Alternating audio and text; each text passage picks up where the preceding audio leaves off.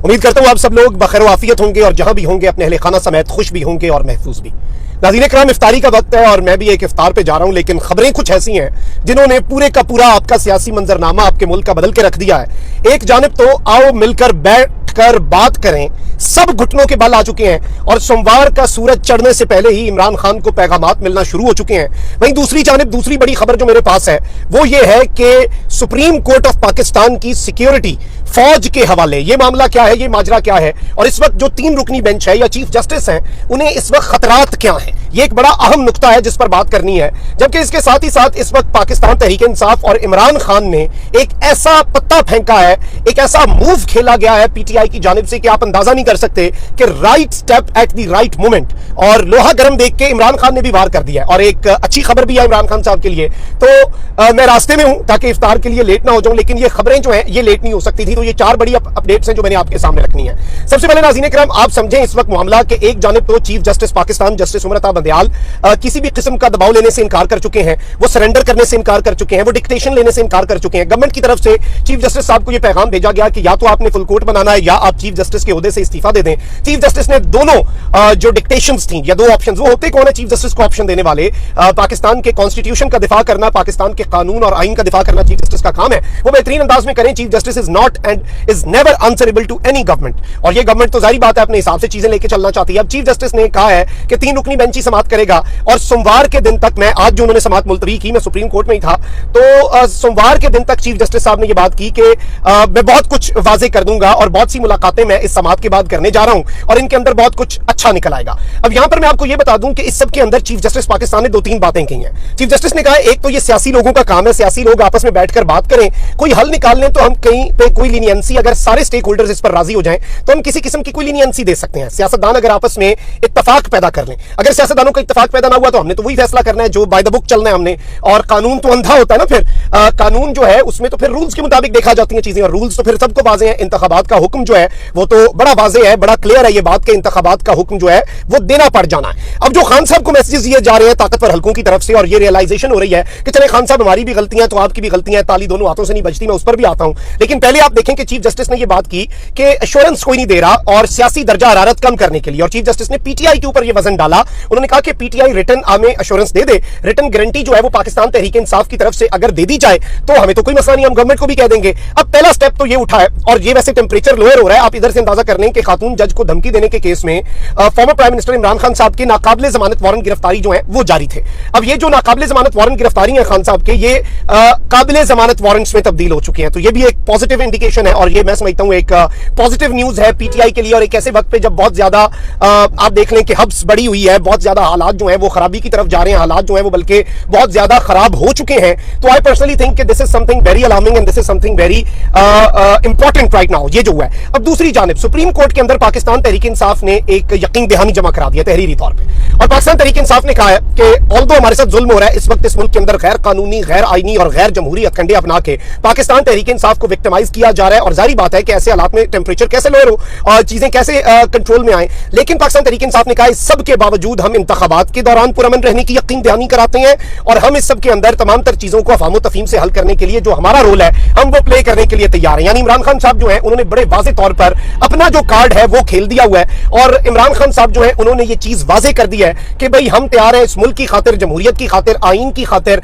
हम अपने तमाम तर जो हमारा काम है, जो हम कर सकते हैं, जो जो चीजें हमें करनी चाहिए, वो सारी की सारी चीजें we are ready to do that, और उसमें अब कोई दूसरी राय नहीं है। तो ये भी मैं समझता हूं कि एक बड़ी चीज है, और ऑब्वियसली पाकिस्तान तहरीक इंसाफ ने एक बहुत बेहतरीन मास्टर कार्ड खेला है, मास्टर स्ट्रोक है, ये ट्रम्प कार्ड है इमरान खान का। और इमरान खान वैसे ना निजाम को बिल्कुल गले से पकड़े हुए हैं, क्योंकि आप देखेंगे जब बात हो रही थी ना कि लोअर कोर्ट हो जाए, भाई फुल कोर्ट हो जाए, या फिर एक बड़ा बेंच बन जाए, ये हो जाए वो जाए, खान साहब ने कहा मुझे नहीं फर्क पड़ता 5 बंदे सुने, 2 सुने या फुल कोर्ट सुने, मुझे तो सारे। और ये चीफ जस्टिस मैं तो समझता हूं जो अगले हैं काजी फाइज ईसा, जो कि इस वक्त किसी भी लम्हे चीफ जस्टिस बनने के लिए तैयार हैं, क्योंकि ये उम्मीद थी सबको कि चीफ जस्टिस जो है वो सरेंडर कर देंगे, इस्तीफा दे देंगे। क्यों दे भाई चीफ जस्टिस इस्तीफा? वो अपना काम कर रहा है, वो आइन और कानून के मुताबिक जो चीजें कर रहा है वो उनसे पीछे क्यों हटे? आप सिंपल सा इस बात का जवाब दें। किसी के पास इस चीज का कोई जवाब नहीं है, कोई इस चीज का जवाब दे ही नहीं सकता कि भाई चीफ जस्टिस ये सब कुछ कैसे। और अब यहां पर मैं आपको 2 और चीजें बता दूं। एक तो इमरान खान साहब को जो एक बहुत बड़ा पैगाम दिया गया है, आई पर्सनली थिंक कि ये एक बहुत बड़ी चीज है, और ये जो पैगाम आया है इमरान खान साहब के लिए, this is very very very very important. लेकिन उससे पहले इस वक्त लंदन जो है ना वो पता नहीं क्या सोच रहा है, क्योंकि एंकर इमरान रियाज जो है उन्होंने भी ये खबर दी, मैंने 2 दिन पहले भी ये खबर दी, और और हमारे पास भी यही अपडेट्स हैं कि अब ये फ्रस्ट्रेट हो चुके हैं और अब 1990 की दिहाई में जो सुप्रीम कोर्ट पे हमला हुआ था, ये हमला उससे बदतर होगा और इस दफा उससे भी बड़ा ये हमला करेंगे, क्योंकि इस मरतबा ये फ्रस्ट्रेट हो चुके हैं। आप देख लें कि पॉलिटिकली देख लेना कि इमरान खान पर जो हमले हुए पिछले 11 महीने में, जो कुछ हुआ इमरान खान को सियासी तौर पर, उसकी जिंदगी, हर चीज, उसके किरदार, उसकी फैमिली, हर चीज के ऊपर हमलावर हो गए, तो उससे ये चीज वाज़ेह हो जाती है नाज़रीन किराम के एक चीज बड़ी क्लियर है कि ये इस वक्त बौखलाहट में कुछ बहुत खराब कर सकते हैं। और जब कोई बौखलाहट में हो, उसके पास ताकत भी हो लेकिन उसका काम ना हो रहा हो, तो मैं ये समझता हूं कि उसके हवाले से चीजें जो है वो बड़ी अलार्मिंग, बड़ी खराब हो जाती हैं और फिर चीजें जो है उन्हें अपने हिसाब से लेके चलना पड़ जाता है। और ऑब्वियसली इस सब के अंदर बहुत से क्वेश्चंस भी हैं, बहुत से सवालात हैं जो इस सब के अंदर खड़े हो जाते हैं। तो आप अब देखें कि इस वक्त लंदन जो है, मैं जाती तौर पर यह समझता हूं, अब उनके अपने लोग भी ये बातें कर रहे हैं और लंदन में बैठे बहुत से ऐसे साफी जो नवाज शरीफ साहब से के करीब समझे जाते हैं, शायद वो नवाज शरीफ साहब का भांप चुके हैं इस वक्त रवैया कि उन्होंने अब आगे चल के क्या करना है। हर हरबा नाकाम हो गया, चीफ जस्टिस को गिराने का, चीफ जस्टिस को खत्म करने का, चीफ जस्टिस को जलील करने का, हर इनका जो हरबा है वो बुरे तरीके से नाकाम तो हो गया। अब यहां पर नाज़रीन किराम मैं आपको ये बताऊं कि वो कह रहे हैं कि अब ये जो 3 रुकनी एक बेंच बच चुका है, इसकी रही से इज्जत बचाने के लिए जरूरी है कि जी फौज की सिक्योरिटी दे दी जाए और दीगर जो कानून नाफिज करने वाले इदारे हैं उनकी सिक्योरिटी जो है वो चीफ जस्टिस को और इस 3 रुकनी बेंच को दे दी जाए। क्योंकि अब पता नहीं अब ये अगली समात पे क्या प्लानिंग हो रही है जिसके पेश नजर ये आवाजें उठना शुरू हो गई। और अगर तो इस तरह की कोई पॉसिबिलिटी है तो आई पर्सनली थिंक कि बिल्कुल सिक्योरिटी दे देनी चाहिए। ये 1990s तो है नहीं कि आप जस्टिस सज्जाद और इस तरह से आप कमरा नंबर 1 के ऊपर धावा बोल दें। और आज भी वो तारिक अजीज साहब और दीगर लोगों की सारी चीजें मौजूद है, वो विजुअल्स मौजूद है, वो तस्वीर, सबको बिल्कुल फोटोग्राफिक मेमोरी वाले लोगों को हर चीज याद है उस वक्त की, और किसी को नहीं भूला कि इनका रवैया क्या है, कितना घटिया किस्म का इनका रवैया है अदलिया को लेकर। और अब इस सब के अंदर ये बात भी हो रही है कि जो अफवाज हैं उनको सिक्योरिटी या दीगर कानून नाफिज करने वाले, और इवन आई पर्सनली थिंक सोमवार वाली पेशी पे बहुत ज्यादा सिक्योरिटी बीफ अप कर देनी चाहिए और ऑब्वियसली वहां पे चीजों को देखना चाहिए कि कोई कानून को अपने हाथ में ना ले सके। और मैं तो ये बात करता हूं, मैं तो असूल वाला बंदा हूं जी, मैं कहता हूं कि एस्टैब्लिशमेंट का अगर सियासत में किरदार गलत है तो खान के हक में अगर एस्टैब्लिशमेंट ने जिस दिन अपना किरदार अदा किया मैं उसके खिलाफ खड़ा हो जाऊंगा, ये मेरा वादा है आपसे। इसी तरह से मैं कहता हूं कि जो जिस किस्म के हमले चीफ जस्टिस उमर अता बंदियाल पे हो रहे हैं उस तरह के हमले फायज ईसा साहब पे नहीं होने चाहिए। आप एक तहजीब के दायरे में रह के मरियम वाला काम ना करें ना,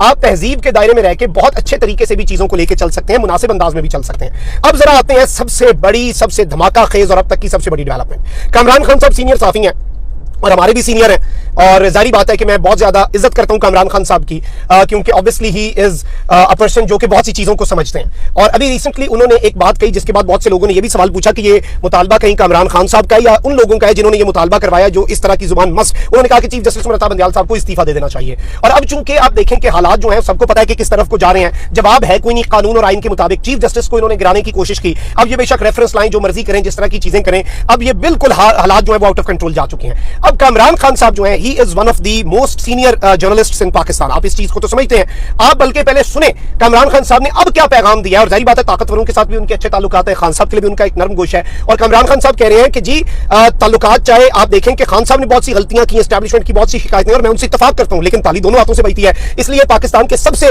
मकबूल तरीन लीडर को और पाकिस्तान के सबसे ताकतवर इदारे को एक साथ बैठ जाना चाहिए, आपसी रंजिशें खत्म कर देनी चाहिए और फौज को इमरान खान के लिए वो गोशा दिखाना चाहिए जो आज वो शहबाज शरीफ के लिए दिखा रहे हैं, और इमरान खान को फौज के लिए वो जज्बात दिखा देने चाहिए जो एक आज से 1.5 साल पहले वो दिखाते थे। अब ये एक बहुत बड़ी बात कामरान खान साहब ने कह दी है। आप बल्कि कामरान खान साहब की अपनी जुबानी सुन लें एग्जैक्ट अल्फाज के अंदर कि कामरान खान साहब क्या कह रहे हैं। बहुत परेशान हूं, एक सिंकिंग फीलिंग है जो अंदर से खाई जा रही है। कलीदी पाकिस्तानी शख्सियात से बात होती है वो मुझसे कहीं ज्यादा परेशान है।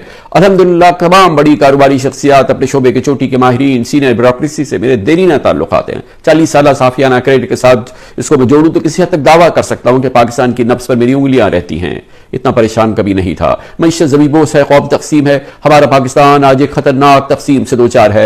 यहां मकबूल तरीन सियासी जमात और एस्टेब्लिशमेंट लीडर के दरमियान ऑल इज नॉट वेल की कैफियत है। मेरा ईमान है पाकिस्तान की फौज, पाकिस्तान का जौहरी प्रोग्राम पाकिस्तान का सेंटर ऑफ ग्रेविटी है। फौज कमजोर हुई, पाकिस्तान कमजोर होगा। कौम की नजर में फौज की इज्जत घटी तो पाकिस्तान की चूल्हे हिल जाएंगी। खुदा न खास्ता। मेरी देरीना दुआ, ख्वाहिश, भरपूर कोशिश है 22 करोड़ पाकिस्तानी अपनी फौज से बालिहाना प्यार करें, हुर्मत पर जान दें। अफसोस सद अफसोस आज मैं अपने कौम की तामील नहीं देख रहा। हालात परेशान कुन है। जिंदा कौमों की सबसे बड़ी निशानी यह है कि वह हकाइक तस्लीम करती हैं। लीडरशिप शुतरमुर्ग की तरह सर रेत में नहीं दबाती। क्या यह हकीकत नहीं कि सिर्फ 1 साल पहले की सूरत हाल के बरक्स आज पीटीआई पाकिस्तान की मकबूल तरीन जमात और इमरान खान मकबूल तरीन लीडर हैं। वो पाकिस्तान के नौजवानों, बैरून मुल्क मुकीम पाकिस्तानियों के सबसे पसंदीदा रहनुमा हैं। इन तमाम हकीकतों से जुड़ी आज की दर्दनाक हकीकत। आज इमरान खान और एस्टेब्लिशमेंट लीडरशिप में वो प्यार, वो उनसियत, वो एतमाद नहीं जो होना चाहिए। फौजी लीडरशिप की खान साहब से बेपनाह शिकायत है, जिन तमाम से मैं आगाह हूं और इत्तफाक भी करता हूं। खान साहब से ज्यादतियां मुर्तकिब हुई, उन्होंने फाश गलतियां की, मगर इंसाफ का तकाजा है कि मैं मानूं कि इमरान खान की भी शिकायत है। ताली एक हाथ से नहीं बच सकती। आज मेरी जान से ज्यादा पाकिस्तान की तरक्की के लिए जरूरी है कि एस्टेब्लिशमेंट का इमरान खान से भी वही लगाव हो जो आज एस्टेब्लिशमेंट का शहबाज शरीफ, आसिफ जरदारी और फजलुर रहमान से है। दूसरी जानिब इमरान खान भी फौजी लीडरशिप के लिए उसी मोहब्बत और तौकीर को बहाल करे जिसको वो 1.5 साल पहले तक इंजॉय करते रहे हैं। इसके लिए रवाबित बहाल करे, दो तरफा दिल साफ करे, खुदा के लिए जातिया ना माजी की दो तरफा गलतियों को माफ करे, पाकिस्तान को बचाए। ज्यादा जिम्मेदारी इमरान खान पर आयद होती है, वो पूरे इखलास से दोस्ती के सफर का आगाज करे और बगैर रुके आगे बढ़ते चले जाएं। जी तो नाज़रीन करम, आपने कामरान खान साहब की ये गुफ्तगू भी सुन ली और